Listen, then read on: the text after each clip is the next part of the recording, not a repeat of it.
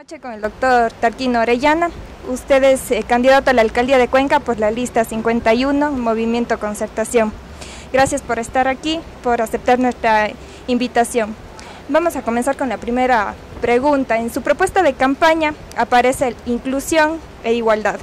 ¿Cuál es la propuesta concreta para lograr esa inclusión e igualdad, tomando en cuenta que tenemos una diversidad, que Cuenca es como una pequeña ciudad cosmopolita? Muchas gracias primero por la oportunidad. Creo que puedes conversar por un medio de jóvenes, pensado desde los jóvenes. Es ya una ocasión importante. Yo doy clase en la Universidad de la SUAY, pero el profesor y el alumno generamos distancias mutuas. Otra cosa es poder conversar y ser interrogado desde la preocupación misma de la juventud. La inclusión y la igualdad son valores. Y tal vez valdría la pena decir dos cosas fundamentales. La nueva ideología, la ideología que nos une, la ideología que nos permite encontrarnos en el mundo actual se llama derechos humanos. Y si partimos de una ideología en donde el elemento fundamental son los derechos humanos, la pregunta es cómo situamos los derechos humanos en Cuenca. Cómo convertimos a los derechos humanos fundamentales en unos derechos localizados en Cuenca, localizados en su historia y localizados también en su proyección de futuro. Cuenca tiene desde luego, yo diría, varios problemas que vienen desde el origen de Cuenca Cañari, Guapondeli, Cuenca Inca, Tomebamba y Cuenca Santana de los Ríos Española. Mire usted, esta es una idea y una historia que está más cercana al tema del origen y de la identidad étnica. Y la actualidad de Cuenca es una cuenca industrial, una cuenca comercial, una cuenca profesional, una cuenca universitaria, una cuenca artesana. Por lo tanto, Cuenca ahora es Cuenca para el futuro. Y la pregunta fundamental entonces es, ¿qué nos toca hacer con la herencia de Cuenca para el futuro? Nosotros estamos planteándonos al municipio y proponiéndole a la ciudad algo que yo creo que está en el ambiente, la necesidad de pensarnos hacia adelante, la necesidad de recuperarnos y proyectarnos, la necesidad de proponernos a nosotros mismos ser el futuro. Pero ¿cómo hacer eso uniendo las diversidades cuando hay colectivos que están altamente vulnerables o son vulnerables, por ejemplo? A ver, hay varios procesos de vulnerabilidad y varios tránsitos por donde la vulnerabilidad se ha construido y por donde la vulnerabilidad puede deshacerse. Yo creo que la ideología de derechos humanos es fundamental, pero las desigualdades y las discriminaciones tienen orígenes económicos fundamentalmente y orígenes culturales. El origen económico debe superarse en la medida en que construimos equidad. El municipio de Cuenca debería convertirse o debería dejar de ser un obstáculo del desarrollo para convertirse en un dispositivo del desarrollo, en un ente que cree las mejores condiciones de posibilidad sin discriminación o con proyección a algunos sectores, a algunos ámbitos de la economía, de la producción, de la creatividad, de la innovación, en donde sean posibles otras actuaciones. Creo que la cultura se construye en la medida en que hacemos. La cultura es sobre todo un actuar, la cultura es un proponer y hacer. La cultura es la que nos hace o más cercanos o más lejanos. En la cultura nos hacemos y la cultura termina siendo un producto de lo que construimos, un producto de lo que hacemos con nuestra ciudad. ¿Qué queremos hacer para el futuro para que esta vulnerabilidad, esta discriminación pueda ser superada? Yo diría que habría que volver a pensar, volver a plantearnos en términos de una comunalidad más amplia, de una comunalidad que recupere lo que es la historia, de una comunalidad que nos reconozca como diferentes y que construya un nuevo sentido de la comunalidad. Yo creo que hay que pensar desde el municipio, desde la cultura local, más que en la diversidad, en la convivencia. Y hay que crear una cultura de convivencia. Esa cultura de convivencia me parece a mí que es una responsabilidad común, pero en el caso del municipio de La Generador, de una cultura, porque al municipio no le toca tomar partido, al municipio le toca garantizar que todos tengan posibilidades. El municipio no tiene que levantar una bandera, sino tener la bandera de todos. En esa perspectiva creo que es imprescindible que tengamos la claridad suficiente de entender que una ciudad que se piensa hacia el futuro, que como usted bien dice, es cosmopolita de una manera muy particular, un cosmopolitismo que tiene una historia muy especial, de una tradición, y un cosmopolitismo que ha surgido también de unas cualidades naturales, culturales que tiene la ciudad, y de un cosmopolitismo que es también una decisión de Cuenca, y yo creo una decisión sobre todo hacia el sur. Cosmopolitismo que es también una decisión de Cuenca, y yo creo... Doctor, una preocupación de todos los cuencanos y cuencanas es obviamente el tranvía. Si llegara a la alcaldía, ¿usted asumiría la deuda que nos toca pagar este año o es una cuestión que tiene que asumirla el gobierno central? Yo le cuento dos cosas y le propongo algunas. El día 28 de diciembre del 2012, cuando se aprobó el crédito del tranvía, yo era concejal y me opuse a la aprobación de ese crédito. Entre otras razones, porque no teníamos un proyecto desarrollado conceptualmente y porque el propio convenio de crédito, aprobado por el Consejo Cantonal ese día, vigente en la actualidad, establecía que el municipio de Cuenca no podía, después del proyecto tranvía, solicitar ninguna clase de subsidios en materia del transporte, ni pedir ninguna prerrogativa del gobierno central. Así se firmó el convenio. Entiendan mucho mejor este concepto incorporado dentro de este convenio de crédito, porque recordarán ustedes, en esos años el Estado central reconocía a los transportistas un subsidio ordinario por el uso del transporte público. Ese subsidio luego se trasladó a los municipios, pero en este tiempo el gobierno central lo asumía. Darnos el tranvía era eliminar también el subsidio. Eliminar el subsidio y otorgarnos un crédito. Era, por lo tanto, un proyecto más centralista que un proyecto local. Era un proyecto que se presentaba políticamente como un proyecto de apoyo a la ciudad. En realidad era un proyecto que le recortaba sus capacidades a la propia ciudad. Pero los usted se opuso a la construcción del tranvía. Yo me opuse y me he opuesto a muchos de los incidentes alrededor del tranvía, pero es una realidad. Es una realidad la que no la podemos ignorar, está ahí y hay que darle una solución. Hay que darle muchas soluciones. Pero con respecto al crédito, que es su preocupación, los cuencanos pagamos por energía eléctrica el 18% más que la costa, que Guayaquil, y 12% más que Quito. ¿Por qué pagamos los cuencanos más de la energía eléctrica? Por el centralismo y porque los cuencanos nos quedamos callados, porque no tenemos propuestas. ¿Qué pasaría si nosotros conseguimos, no habiendo posibilidades en el marco del convenio de crédito vigente, si nosotros conseguimos que esa diferencia tarifaria que ya venimos pagando los cuencanos muchos años, se convierta en una diferencia que haga un fondo de sustentabilidad del tranvía? Hay fórmulas, por lo tanto, en el orden económico, venciendo el centralismo, de absoluta justicia que tienen que proponerse. O sea, usted no asumiría la deuda.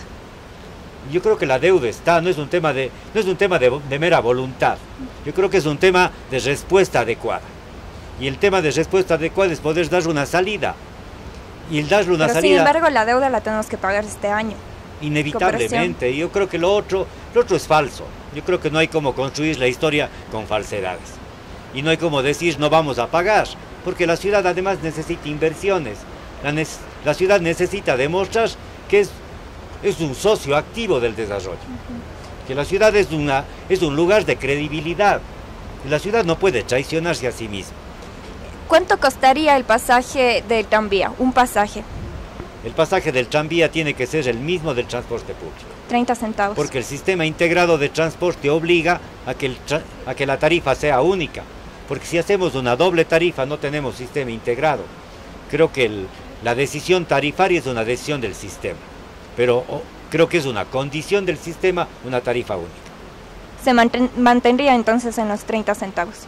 Yo creo que se mantendría en la tarifa que le haga sustentable al sistema de transporte público.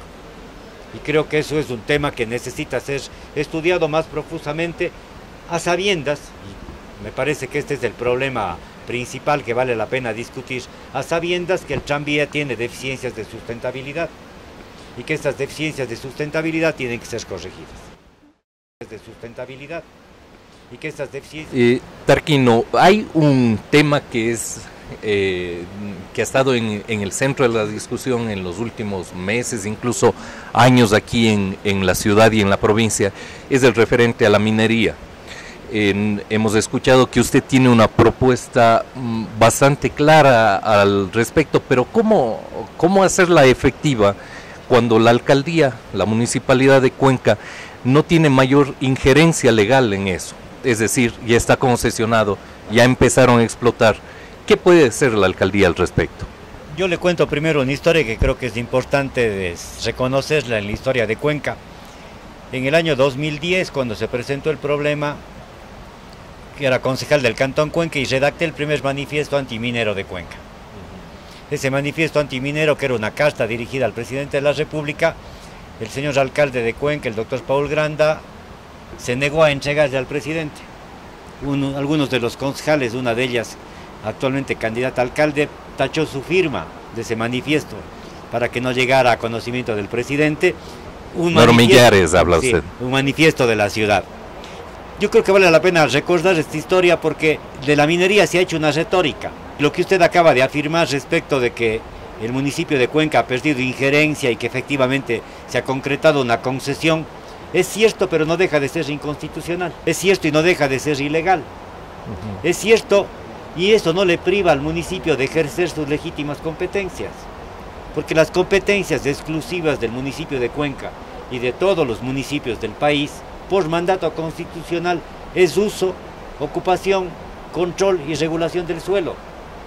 Si es que no hay el ejercicio de esa competencia, efectivamente los municipios se dedican a hacer un poco de retórica y a hacer un discurso de complacencia política.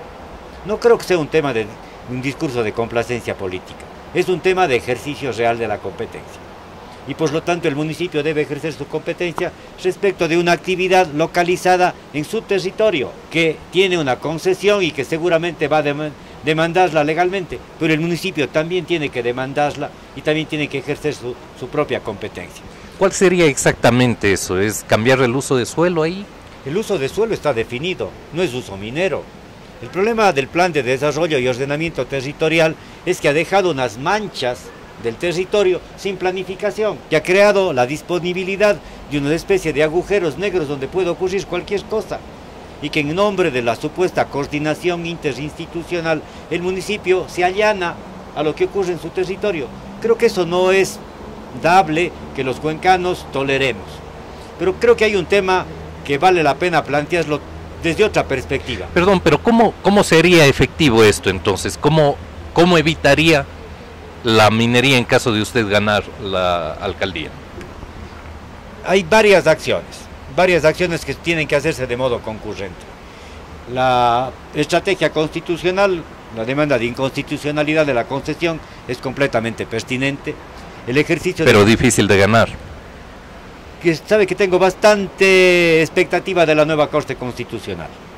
La nueva Corte Constitucional está conformada por profesionales que merecen nuestro respeto y la oportunidad.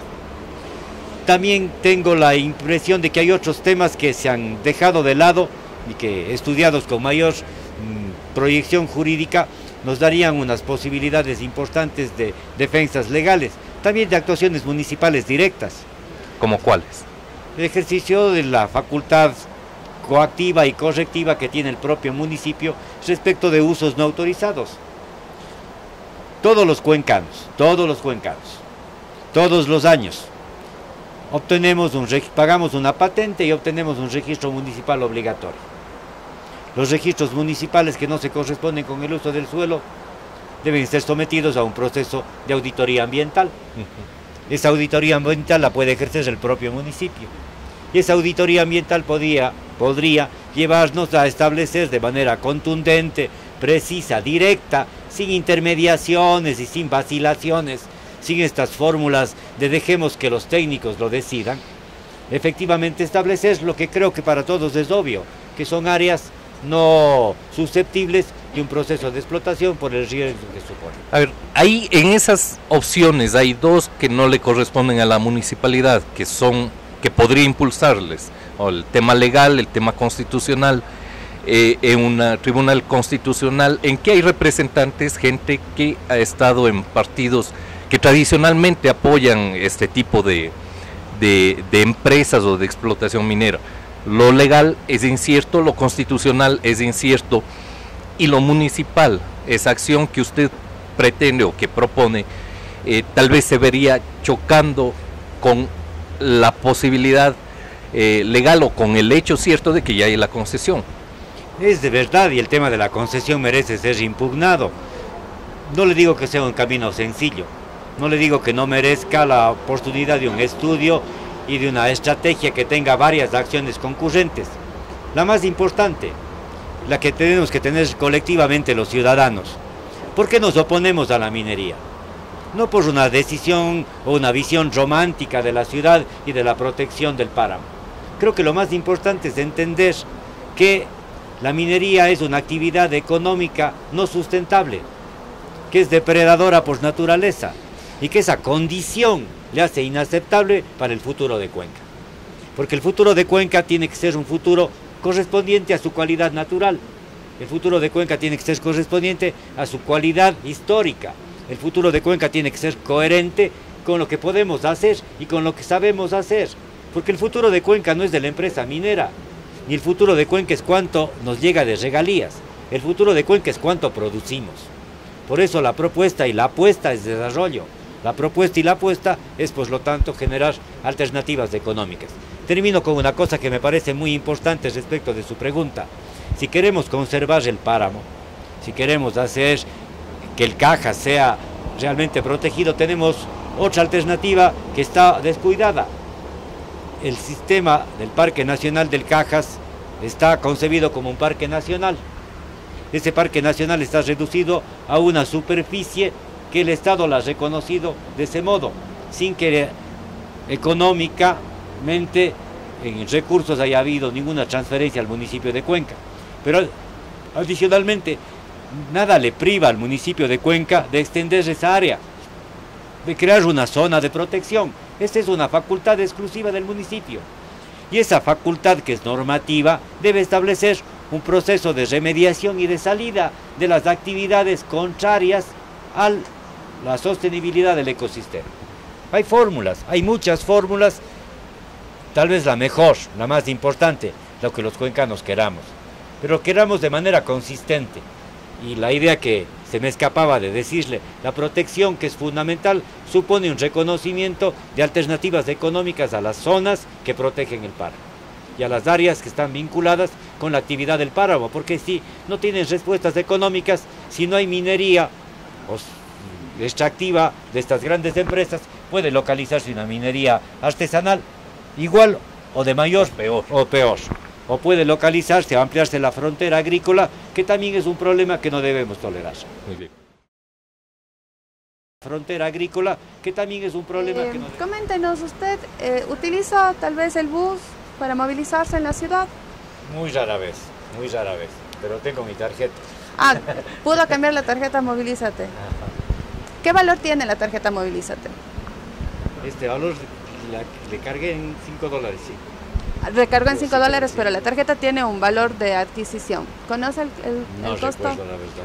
¿Y la tarifa del bus en este momento en cuánto está? Está en 30 centavos y 31 centavos en términos reales del subsidio municipal. Así es. Tal vez usted utiliza bicicleta. Sabe que tuve un accidente y le tuve miedo a la bicicleta. ¿Por qué el accidente? Porque hacía ciclismo los fines de semana. Y salía sobre todo a las parroquias vecinas, y un día de esos, que hace un poco más de un año, tuve una caída aparatosa porque me saltó un perro. Ah, ya. Y entonces me rompí el codo, la clavícula, quedé tendido en el Pero en el y en la pavimento. Parte urbana, ¿ha podido movilizarse con Me bicicleta movilizaba previo a eso? En ese tiempo sí me movilizaba. Un poco porque mis actividades no me dan mayor posibilidad. ¿Y usted recicla? Yo sí reciclo, claro. ¿Qué días pasa el carro de basura por donde usted recicla? Yo vivo en un su condominio y entrego días las entrega? fundas. Entrego las fundas por separado nada más, porque recogen en el propio lugar. Listo. Pero creo que el tema reciclaje es un tema que más bien ha decaído en la ciudad. Y el fomento del reciclaje también lo hemos olvidado. Hay un tema más de fondo en los restaurantes. Seguimos usando vasos de plástico, seguimos usando botellas que no son reciclables. Eso, por ejemplo, es un tema de una normativa urbana perfectamente posible. Como es de la normativa urbana usar fundas, eliminar las fundas y usar bolsas, canastas que pueden incentivarse perfectamente posible. Como es de la normativa urbana usar fundas perfectamente posible. ¿Cómo considera usted que pudiéramos hacer sostenible a la parte artística de nuestra ciudad? ¿Qué actividades, qué gestión, qué es su propuesta? Hay varios temas que tienen que ver con el tema artístico, con el tema del desarrollo de lo que deberíamos pensar. Cuenca deberíamos proponernos como una ciudad de productores, de innovadores y de creadores. Si pensamos Cuenca desde esa perspectiva, tenemos que crear las condiciones para que eso ocurra. ¿Cómo puede ocurrir cómo pueden suceder las creaciones? ¿Cómo pueden ocurrir las innovaciones? Creo que hay muchas opciones, pero en el campo artístico, los cuencanos sabemos, yo soy padre de unos artistas, los hijos míos que se dedican a la música, conozco de cerca la problemática que supone el tratamiento discriminatorio que recibimos los locales respecto de la organización de espectáculos ajenos y de la poca conciencia cultural que tenemos. ¿Cómo confrontaríamos? Varias cosas. Los trámites para hacer actividad artística y cultural en Cuenca son prácticamente imposibles. Mire usted, un restaurante como estos que tiene un funcionamiento regular, que organiza un evento, tiene que sacar un permiso por cada evento. Es un absurdo que tiene una solución lógica elemental, que es autorizar a los locales para que tengan actividad cultural permanente. ¿Cómo pudiera el local privado competir con el espectáculo público que es gratuito? No puede competir del modo como está planteado. Además, el espectáculo público convertido en acto de clientela electoral. Se ha menospreciado el arte. ¿Cómo recuperarlo? Me parece que hay muchísimas fórmulas, pero el tema trámites es uno de ellos. El otro es el incentivo, la propia actividad local. Tenemos que conseguir, hay un proyecto del cual seguramente podremos hablar más adelante, de la cuenca bicentenaria. En esta cuenca bicentenaria tenemos que pensar el turismo cultural como una actividad fundamental. Tenemos que pensar a Cuenca como un centro de creaciones, de innovaciones, de oportunidades. Y tenemos que hacer que el propio municipio que derrocha económicamente en actividades que sirven para la promoción particular de una administración, se convierte en un organismo de gestión cultural. ¿Cómo se gestiona la cultura? ¿Con quién se gestiona la cultura? ¿Se gestiona desde la visión del alcalde y de su necesidad de promoción o se gestiona la cultura con los gestores culturales? Se gestiona con los gestores culturales, sin embargo aquí encontramos una problemática bastante latente en nuestro medio y es específicamente una gran deuda que se tiene con los artistas. No sé si tiene el conocimiento de aquello. ¿Qué vamos a hacer si es que usted llegaría al liderazgo de la ciudad? ¿Se compromete en cancelar todas estas deudas a artistas y todas las personas que vienen con trámites de años tras un pago? El municipio de Cuenca no es pobre. El municipio de Cuenca es ineficiente. Y le cuento por qué. El municipio de Cuenca tiene un presupuesto de aproximadamente 270 millones de dólares anuales. El municipio de Cuenca no tiene ningún servicio público de su responsabilidad directa, salvo el mantenimiento vial. Todas las actividades que cumplimos en el municipio son pagadas. El municipio de Cuenca gasta de su presupuesto en gasto corriente aproximadamente el 70% de su presupuesto. Es un municipio extremadamente ineficiente. Yo diría que es de los municipios más ineficientes del país. No nos faltan recursos. Nos faltan ideas seguramente, nos falta capacidad en la decisión, nos falta una decisión de los cuencanos al elegir. Si los cuencanos seguimos votando y no eligiendo, si los cuencanos no reflexionamos para elegir, Si no buscamos entre las personas que saben, que conocen, que tienen experiencia y que tienen respuestas, o damos un salto al vacío del oportunismo y de la improvisación, o seguimos en lo mismo. Deberíamos pensar en serio y de manera responsable en un sistema de gestión cultural que no tenga al alcalde como su representante, ni tenga al Ministerio de Cultura como supuestamente rector. La cultura no tiene rectores, la cultura tiene libertades. ¿Qué debería tener un sistema de gestión cultural óptimo? Un sistema de gestión cultural tiene que ser un sistema que piense en la libertad de los creadores y no en la rectoría de las instituciones. La cultura tiene libertades. La seguridad también es importante, obviamente. Y un tema que nos preocupa es la prostitución callejera, por así decirlo, que está en las calles, y eso acarrea otros problemas que inminentemente es la seguridad. Aparte de que la zona de tolerancia poco a poco va creciendo y crece de una manera sin control. ¿Cómo lo haría? ¿Usted lo gestionaría para evitar la inseguridad? Varias cosas en el tema de seguridad. Primero, no me gusta la palabra para comenzar, porque el enfoque de seguridad es un enfoque de control, el enfoque de seguridad es un enfoque disciplinario. Creo que al municipio le toca hablar de convivencia, de las relaciones de convivencia en una ciudad, que tienen que ver con temas urbanísticos, obviamente, pero tal vez pensando más cercanamente a Cuenca, yo quisiera plantear una dimensión más problemática de la seguridad. Los cuencanos tenemos un llamado Centro de Rehabilitación Social localizado en Turi, dentro de un concepto de seguridad completamente ajeno a la cultura que hemos tenido de tradición, un modelo americano implantado, colocado allí, en donde recibimos la delincuencia de todo el país y recibimos, por lo tanto, a las redes delincuenciales que se localizan en Cuenca. El concepto de seguridad ha abandonado una competencia municipal que consta en la ley y que los cuencanos pagamos una tasa, que se llama la tasa de seguridad ciudadana y el Consejo de Seguridad Ciudadana. El Consejo de Seguridad Ciudadana se ha convertido en el patio trasero del 911 y el 911 se ha convertido en una fortaleza inaccesible manejada desde la capital de la República en el sistema supuestamente desarrollado de de ese fetiche de que es la tecnología la que nos controla. Las cámaras, del sistema estadístico, pocas cosas que tienen que ver con la convivencia. Cuenca es una de las ciudades más oscuras del país. Cuenca es una ciudad que ha sido y que está siendo ensuciada todos los días en el tema supuestamente del graffiti. Una ciudad que está volviéndose hostil para la convivencia.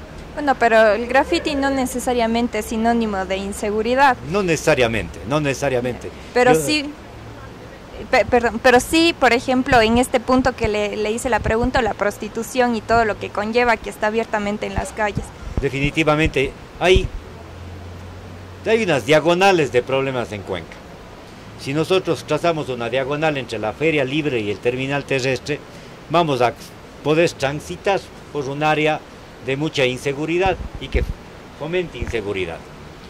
Usted está preocupada fundamentalmente de la zona de tolerancia, que debería tener un tratamiento urbanístico propio.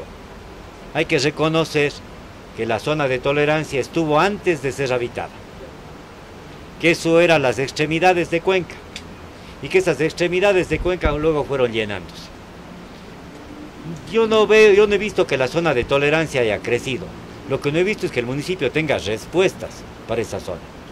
Tenga respuestas urbanísticas claras, de acceso, de seguridad adicional, de controles, de habilitación y registro permanente de esos espacios. Bueno, pero también es un problema de cómo proyectamos a la ciudad, por ejemplo. Exactamente, porque si encontramos que en esta zona de tolerancia, si usted dice que no ha crecido, pero lamentablemente ha sido habitada, que hay inseguridad, que es latente, obviamente, y que tiene toda una red de lo que ya conocemos, lo que conlleva tener una zona de tolerancia prácticamente muy cerca del centro de la ciudad, también es porque no hemos proyectado bien la ciudad, ¿no?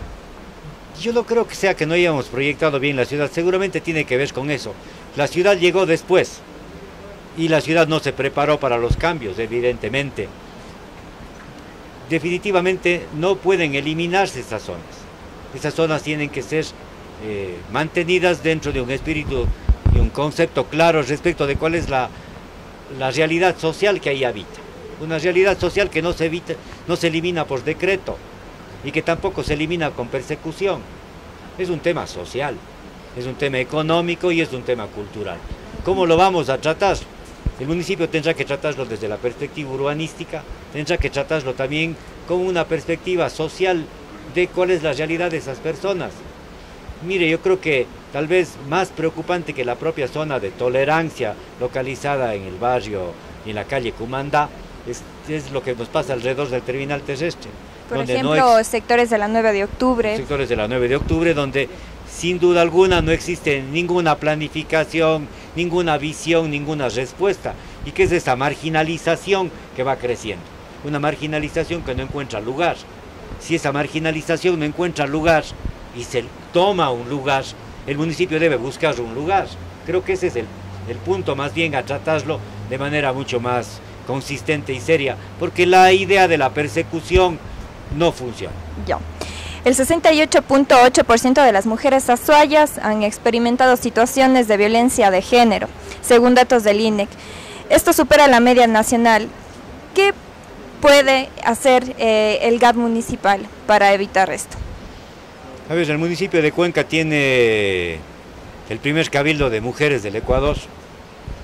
El municipio de Cuenca tiene una dirección preocupada de los temas de género y seguramente deberíamos preocuparnos.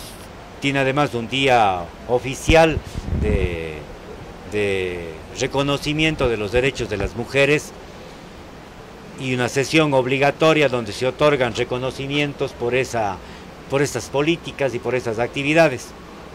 Y seguramente deberíamos preguntarnos qué le ha pasado al municipio de Cuenca, que en estos años no ha logrado incidir en la cultura local, o los datos que tenemos son apenas un reflejo de cosas que antes se ocultaban y que ahora en cambio son visibilizadas. Yo tengo la impresión que hay algo de las dos cosas. Una política que se queda en la propaganda y en la declaración reivindicativa y una visibilización de temas que antes estaban ocultos. Y refiriéndome a lo primero, me parece a mí que los temas de las reivindicaciones individuales son temas que terminan convirtiendo a las reivindicaciones en confrontaciones y que no construyen convivencia. El municipio no tiene que tener banderas, el municipio tiene que tener una sola bandera, el respeto de los derechos de todos. Y en esa línea debe construir convivencia, debe construir cultura, debe construir, desde luego, creo yo que en el tema del transporte público, donde acontecen situaciones graves, en los espacios públicos donde ocurren también situaciones de esta índole con frecuencia, en las aglomeraciones públicas donde son posibles estas conductas, el municipio de Cuenca ha perdido la difusión cultural obligatoria respecto de educarnos en el respeto, porque yo estoy convencido que estos temas los aprendemos y en estos temas nos educamos.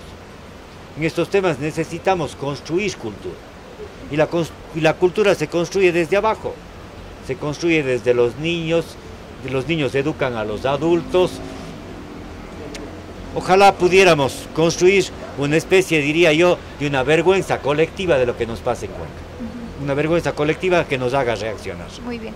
Ahora vamos a dar paso a preguntas que nos han enviado varios colectivos de la ciudad o gente de a pie. Vamos, María Emilia Beltrán nos va a dar las preguntas.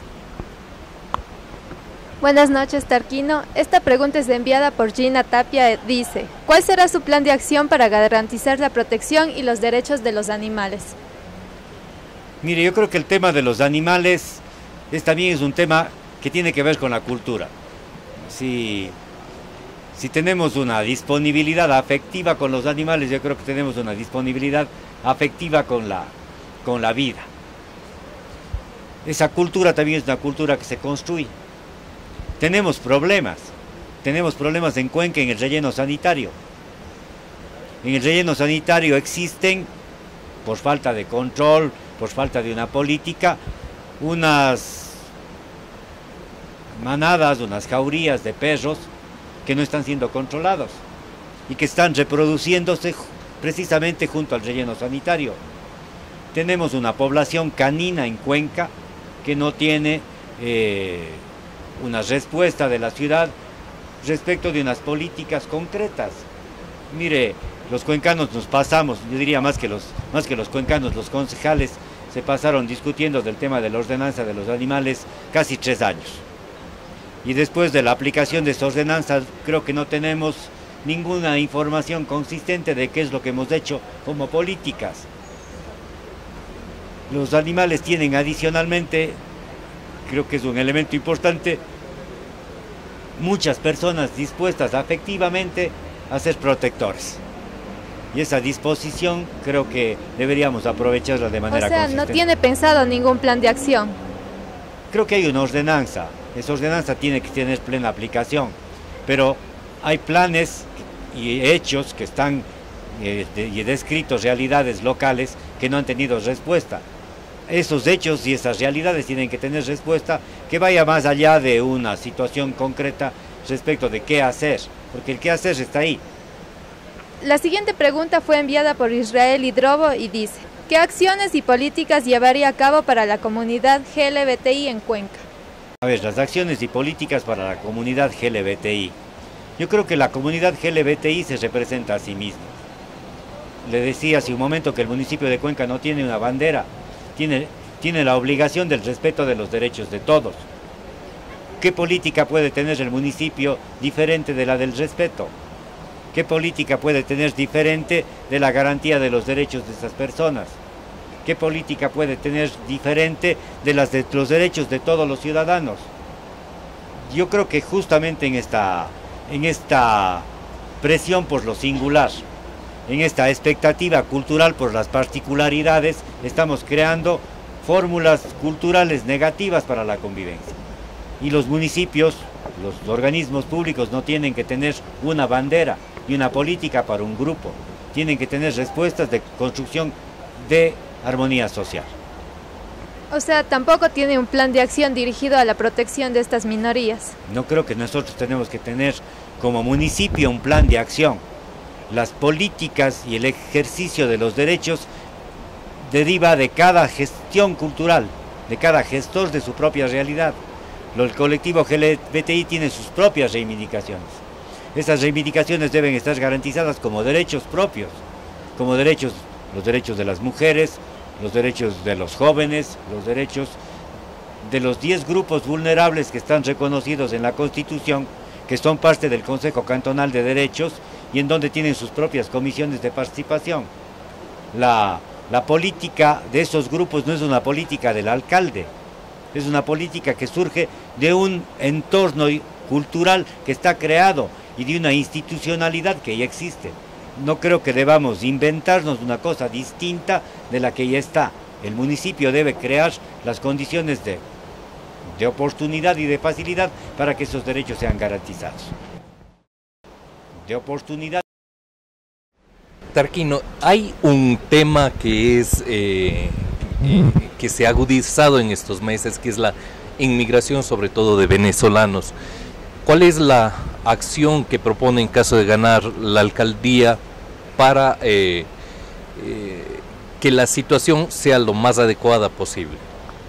Mire, yo creo que aquí hay un tema que tiene que ver exactamente con un concepto de convivencia. Un concepto de convivencia que no deja de ser muy difícil sobre todo en el hecho de que, en el caso de la migración venezolana, la ocupación del espacio público comienza a ser confrontado con el sector informal de la economía local. Y esas situaciones de las que he sido testigo generan una problemática que no tiene tratamiento y que de alguna manera vamos dejando que ocurran y nos sorprendemos, nos ponemos nerviosos respecto de lo que pasa. Ha habido también, y esto es parte del conflicto, una política errática de parte del gobierno nacional respecto de qué hacer con la migración venezolana, y un día hablamos de de la ciudadanía universal y otro día nos ponemos en la situación de que exigimos antecedentes penales, en fin. Entonces todas estas situaciones contribuyen también a un tema que no, desde luego, está directamente vinculado a la competencia municipal, pero que ocurre en el espacio y en la cultura de convivencia. El municipio de Cuenca debería contribuir especialmente con atención a los grupos vulnerables, porque los venezolanos o cualquier otra persona que llega a Cuenca está dentro de esta circunstancia especial.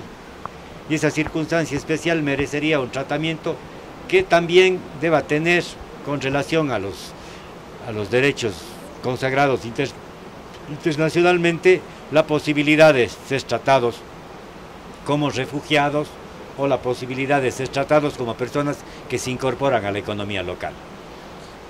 Tal vez el tema no se resuelve adecuadamente si no le damos los canales propios, porque hablar de manera genérica de la migración de los venezolanos no logra establecer con claridad cuál es la situación en cada caso. Entonces hay personas que pueden incorporarse a la vida económica y hay personas que están en una situación que merecen atención como refugio. El Ecuador no ha tratado el tema como refugio, porque tratar como refugio es entender en la política internacional que Venezuela vive una situación de catástrofe internacional. A ver, vamos con las acciones concretas que se podría hacer desde la alcaldía en este caso. Me parece a mí que el municipio de Cuenca debe coordinar y en algunos casos contribuir complementariamente con el gobierno nacional, el Ministerio de Inclusión Social concretamente y el Ministerio de Relaciones Exteriores para construir una política conjunta. No creo que estamos preparados para lo que nos está pasando y no creo que tengamos respuestas directas para hacer una cosa que es más complicada.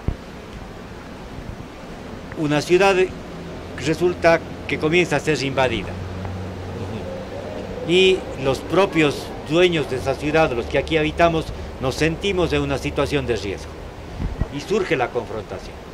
Frente a ello, ¿cuál es el lugar del municipio? El lugar del municipio es de la paz y ese lugar de paz es un lugar en donde tiene que tratar el tema y para tratarlo primero tiene que conocerlo. Yo creo que el problema principal en este momento es el desconocimiento total. Tenemos solamente una imagen casi imaginaria de lo que nos ocurre y nos dejamos llevar por el boca a boca, por el rumor, por el acontecimiento callejero. Vamos a otro tema. ¿En qué está trabajando en la actualidad usted en los últimos meses? Yo soy profesor de la Universidad de la SUAY y tengo mi ejercicio profesional libre, soy abogado. Le va bastante bien, parece. Sí, me ha ido bien, no me quejo. ¿Conocerá usted esa publicación de Diario El Expreso en que habla de que usted es uno de los candidatos que ha sacado más dinero al exterior que lo que ha pagado como impuesto a la renta? Es decir, que ha tenido grandes egresos, una cantidad que ellos calculan en unos $26,000 que usted ha sacado al exterior en dinero, calculando basados en el impuesto a la salida de divisas. Sí, además que están pagados los impuestos. Creo que hay una relación confusa y además inadecuada respecto de la salida del dinero y el pago del impuesto a la renta. Si usted se fija bien en la propia noticia, aparezco como las personas que más impuesto a la renta pago. Y el impuesto a la renta, desde luego, está hecho con las deducciones. Tengo un hijo viviendo en el extranjero. Pago de matrículas, son los últimos 3 años, pago de matrícula cada año $7,000. Ahí están $21,000 de los últimos 3 años de egresos pagados a la Universidad del Cine de Chile. ¿Pero de esto se paga también el impuesto? De esto se descuenta del impuesto a la renta, porque es gasto deducible de educación. Pago el egreso que tengo, el único egreso que tengo al extranjero. No estoy en las Bahamas ni... Lo que yo digo es que el impuesto a la salida de divisas no exonera en este tipo de pagos por educación. Depende de los pagos. Cuando pago y hago un trámite en el SRI que demora más de una semana para la exoneración, tengo que demostrar que es para gastos educativos. Pero los pagos que he hecho, todos los he hecho a través del banco, de mi propia cuenta, a la Universidad del Cine en Chile. son los únicos pagos que he hecho y los que hago mensualmente para la manutención de mi hijo, nada más, son los únicos gastos. Es decir, usted puede comprobarlo eso. Absolutamente. Lo podría hacer públicamente. Desde luego lo estoy haciendo públicamente porque no tengo... pero con documentos, porque lo que decimos muchas veces... Si usted ingresa a mi cuenta, están autorizados todos y desde luego podría pedirle al Banco del Pichincha que nos dé el detalle de todos los egresos hechos y los pagos realizados, y creo que todos los pagos lo he hecho, los egresos que he hecho en favor de mi hijo a través de Western Union, normalmente sin ningún inconveniente. ¿Quién financia su campaña electoral? ¿O quiénes? Oye, en realidad es una campaña completamente discreta, es una campaña que no tiene auspiciantes de ninguna empresa, se han hecho con fondos particulares míos y de cuotas de amigos. Además no tengo un fondo de campaña electoral, si esta es la preocupación.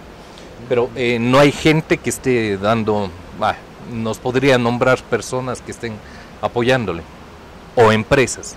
No tengo ninguna empresa que me esté apoyando, y de personas debería pedirles autorización para dar sus nombres, pero creo que son amigos y personas que han estado contribuyendo, y le digo con toda claridad, hemos llegado a un acuerdo, los candidatos a concejales que estén en primer lugar que aporten con $3,000, los que están segundos que aporten con 2,000 y 1,000 con los demás. Esa es mi campaña, no tiene más dinero. Va a parecer como que pagaron por la candidatura. De ninguna manera, yo creo que están haciendo su contribución cívica. No tenemos un auspiciante político, no tenemos un auspiciante empresarial, estamos haciendo con responsabilidad por la ciudad. Pero tiene que presentar ese informe al CNE. Desde luego lo presentaremos y no alcanzaremos la cuota de obligación de gasto. Esperemos que también lo haga público. O sea, no solamente al CNE, sino que lo haga en los medios, que se publique quiénes. Yo creo que es importante porque y no creo que se necesite autorización de las personas, porque eso es un ejercicio de transparencia que deberíamos tener todos. Yo le acepto el reto de darle la información, pero creo que el problema no va por ahí, al menos no tiene que ver conmigo. Creo que debemos preocuparnos. Yo hice una denuncia pública del gasto electoral hecho por los candidatos que tienen el auspicio público del municipio de Cuenca y de la prefectura de la Azuay. Esas campañas son las campañas millonarias y esas campañas se hacen con recursos públicos. Los que estamos haciendo una campaña acá no utilizamos un centavo público, estamos haciendo con nuestro dinero y de la manera más modesta y discreta. ¿Cuál fue el punto central o el punto de quiebre de usted con el gobierno de Rafael Correa y con su partido Alianza País? El punto de quiebre, bueno, primero creo que tendría que explicar, nunca fui militante de Alianza País. Fui convocado la primera ocasión en el año 2008 para la Comisión de Redacción de la Constitución de la República. Estuve un mes en Manta encerrado, trabajando 16 horas diarias, 20 horas a veces, para redactar la Constitución. O sea, ¿a usted le gusta la Constitución actual? Fundamentalmente yo creo que en el tema de garantía de derechos hay muchos temas que me satisfacen mucho, ¿sí?